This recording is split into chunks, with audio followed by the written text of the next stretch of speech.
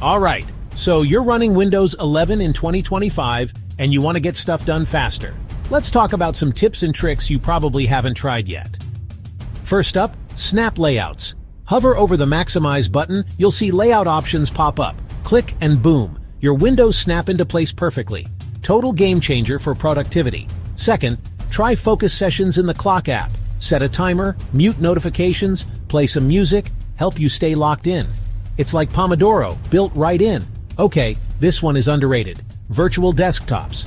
Swipe 3 fingers up on your trackpad or hit Win plus Tab. Create separate desktops for work gaming, whatever you need. Keep your life organized without clutter. Now, if you're all about shortcuts, Win plus W brings up the widgets panel instantly. Check your calendar news weather without leaving what you're doing. Super handy.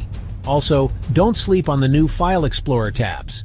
No more opening a million windows. Just hit Ctrl plus T for a new tab and manage all your folders like a browser. And here's a bonus. Right-click on the taskbar and you can jump straight into Task Manager.